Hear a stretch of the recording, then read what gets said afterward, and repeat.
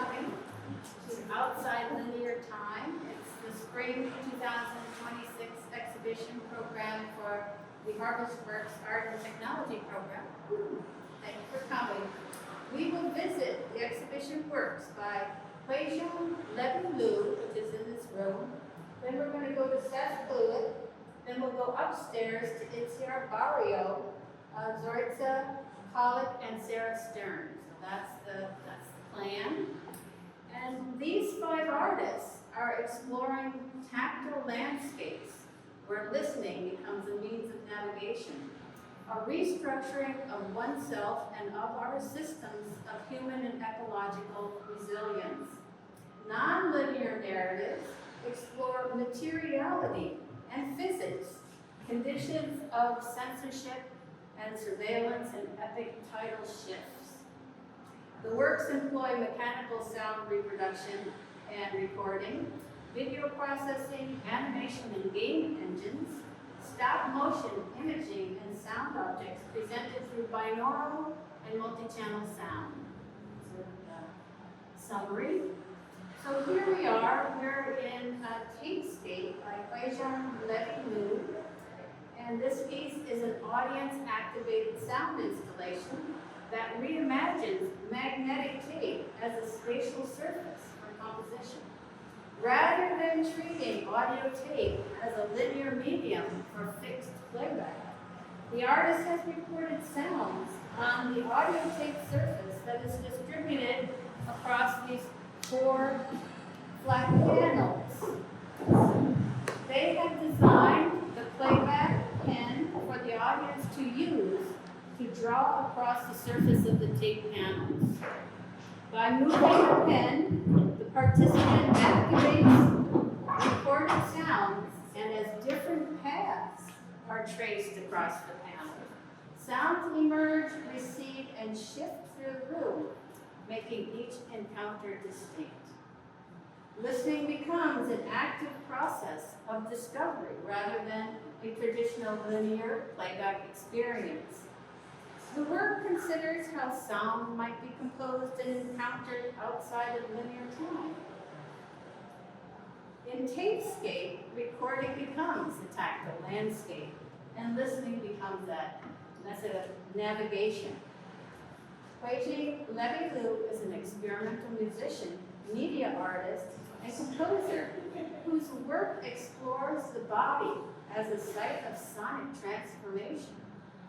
Through custom electroacoustic instruments, feedback systems, and cyborg-like bodily augmentations, which he demonstrated here in the performance on the opening day, Lu creates performances, installations that merge ritual, noise, intimacy, and embodied technology. So I would invite you to experience the piece.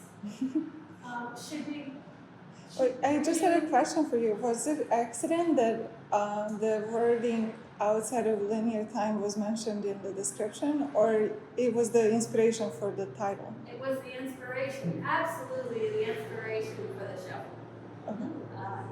And I must say that the artist's use of language is something that is really totally interesting to me since the very beginning, because words that come in through the artist's project descriptions and through their language have really ended up in dictionaries, 30 years later. It's just a fascinating, truly fascinating way of being introduced to this experimental community.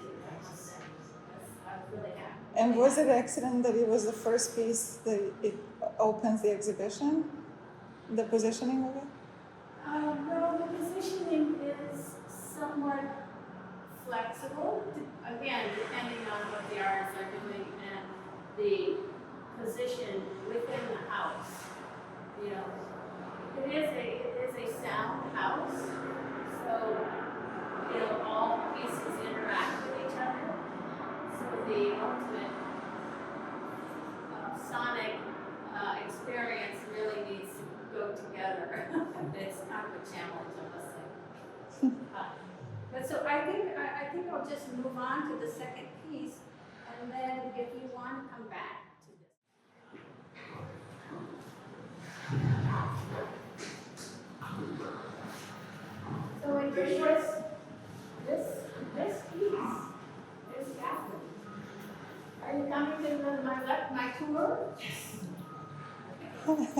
So, Seth's piece is really a wonderful example of some of the ideas that are coming from the artistic community at Harvestworks.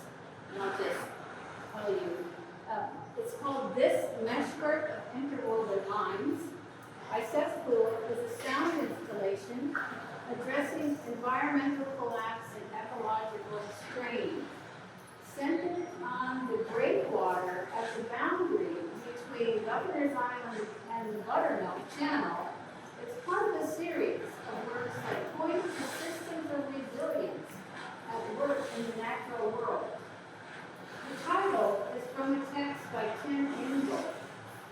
The environment does not consist of the surroundings of a bounded place, but of a zone in which their several pathways are thoroughly entangled. In this zone of entanglement, this meshwork of interwoven lines, there are no insides or outsides, only openings and ways through, which I think is a wonderful summary of what's going on here. And this is details about the piece. So through its three-dimensional form, the piece collapses the landscape to draw attention to elements of the local ecology that are. This is the part.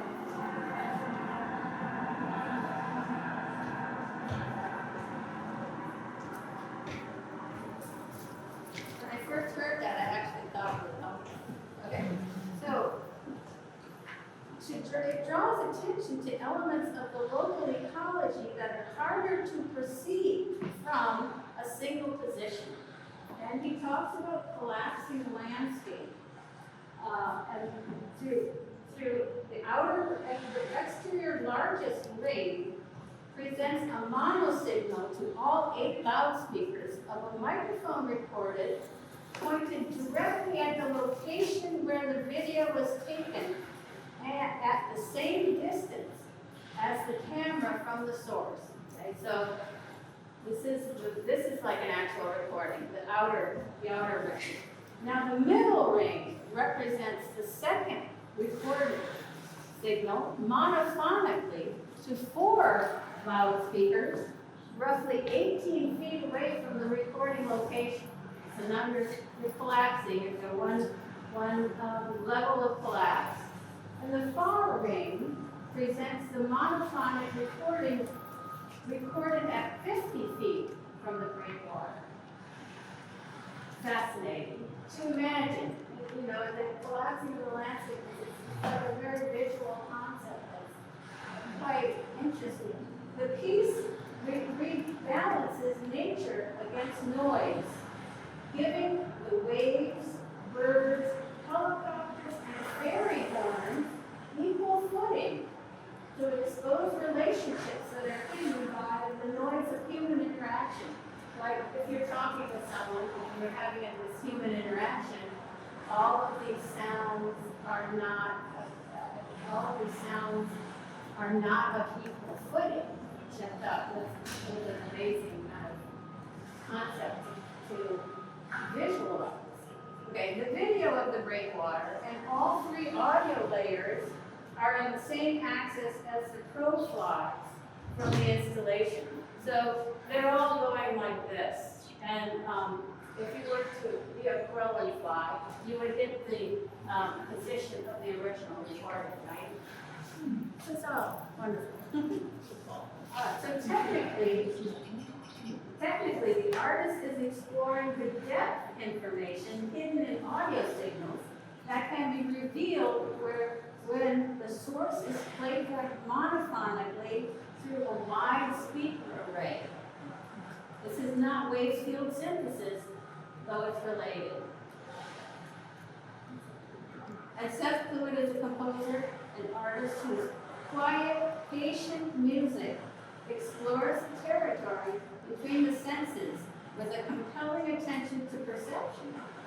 His work is driven by themes of ecological collapse and resilience, often expressed through materials found in nature. And you can see here that all the materials are found in nature, including those stones that came from the breakwater. And this is another fascinating piece. And he has been working on this piece for a while. He was an artist in residence at Bell Labs. So we have been able to benefit from many years of research and development, and just very happy. Okay, so we're going to go upstairs now.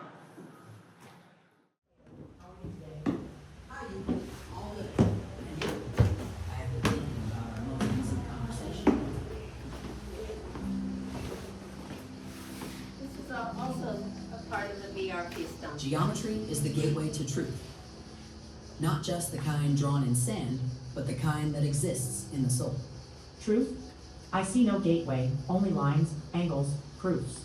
Geometry is truth, but it's built from logic, not mysticism. Logic alone cannot explain why geometry feels so universal, so inevitable. That's because it reflects eternal forms, pure, perfect realities that lie beyond this world. Eternal forms? Plato, I don't feel an invisible world. This is the speculative fiction dialogue turned flirtation between philosopher Plato and the mathematician Euclid. The footage is from the original footage of Plato's Academy in Athens, Orpheus's cave in Lesbos, and the Aegean Sea are mixed with a collaborative text When the next scholar generated asks, why using are large true forms language real? models. Maybe we I'll should go say, in here. they're If the we moments I can. forget to Oh, measure. it's too small, Marcus.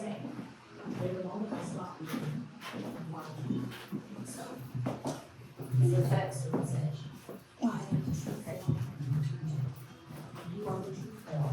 I will never forget. So just to say that that original footage was from Athens, Lesbos, and the Aegean Sea. And it's mixed with collaborative text generated using large language models and corporate and non-corporate algorithms. Flushing, which is one of the robotic sculptures, is a choreographer of sounds, data, and materials of concrete and spandex, inflating and collapsing through the use of Arduino control. The work reflects on our current state of technological becoming from a human decentering point of view and how the past connects with the future. Technically, it employs Unity, Blender, and other digital tools to explore materiality and physics with rendered objects. Itziar Barrio is an interdisciplinary artist producing long-term research-based projects that involve different agents and collaborators by rewriting the dominant narratives through which our society and identities and realities are constructed. Her work opens new futures. I hope you liked it. I thought it was great. It's just fun. I love the speculative fiction. And this sculpture is changing constantly, right? Every time This it's... is Arduino controlled. This, yes, there it goes there.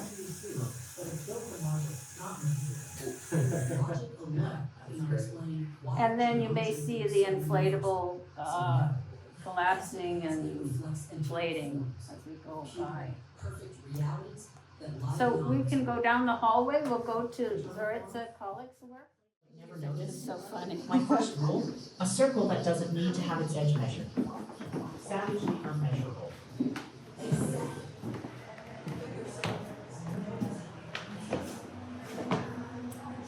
So this piece is called A Voice and Nothing More by Zorica Čolić. And it's a binaural audio piece that you experience through headphones. And then these sculptures that accompany the stories that you'll hear on the headphones.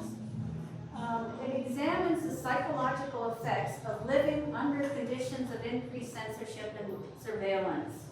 It considers how the awareness of being watched or listened to reshapes the perceptions of oneself and others, blurring distinctions between what is experienced, imagined, remembered, or repressed, It highlights the act of speaking up and voicing discomfort and discontent,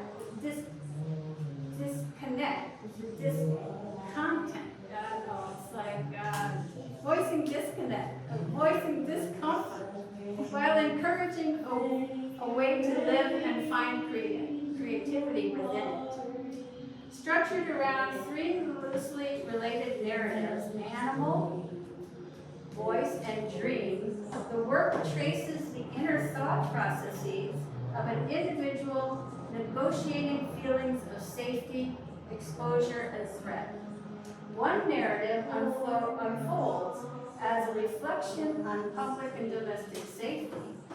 The second moves from a fear of speaking under censorship to questioning whose voices are heard. The third takes the form of a dream oscillating between flight, the fear of capture and falling, and a sudden disorienting sense of freedom. And the scripts are drawn from various sources: literature, political speeches, news, personal experiences, psychoanalytic, and philosophical explorations of truth. So after the tour, you can listen to it. It's composed of fragments of past and present. The stories are looped and circular, so you can enter at any point. The sculptures point to the audio pieces and refer to something that is happening in the script or the topic in general. The one in the center refers to the Serbian idiom to speak without a hair on the tongue, which means to speak honestly and directly. Eyes on the mantle refer to the gaze. Those gazing eyes, disembodied and artificial, point to the surveillance that becomes internalized and asks the question of who is watching. The tail, in one of the stories, there's an animal that falls through the ceiling. Animality was important for this piece, and the entanglement with humans, which speaks to the head hair with feathers. Oh, no, here. And also points to the dream story. Oh, there it is, okay. Also points to the dream story about flying. Is this flight liberating or anxious? Let's see. Zorica was born in Serbia. She's based in New York City. She's an interdisciplinary artist working across video, sound, text, and installation to examine the body as a cultural and political construct.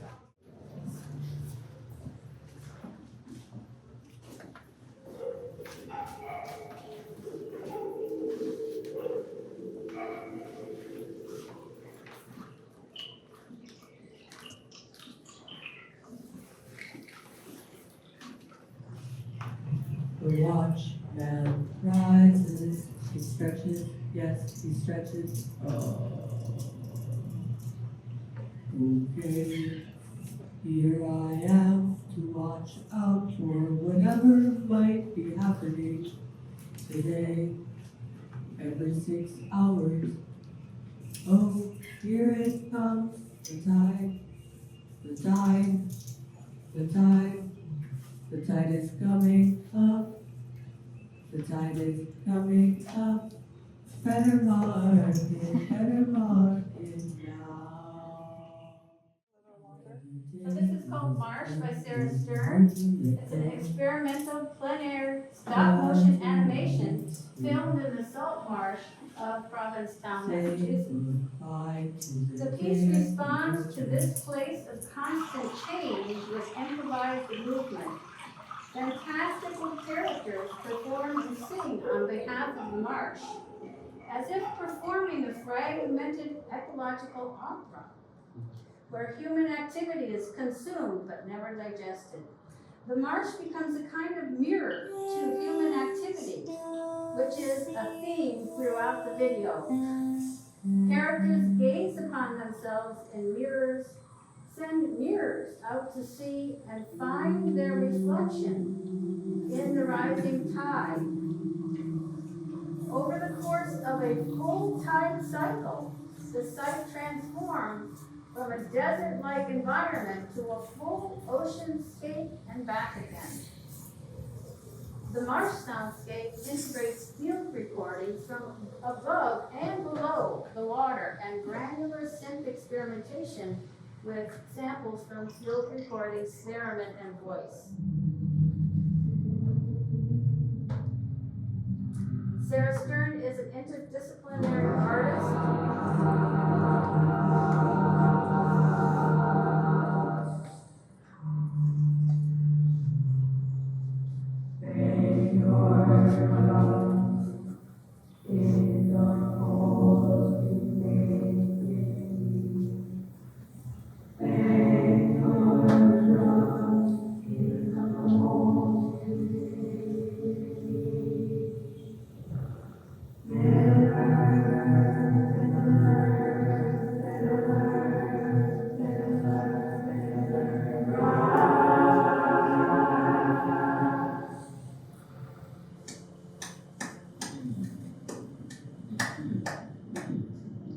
Sarah's an interdisciplinary artist whose recent projects vary histories of landscape and urban development to speculative fiction.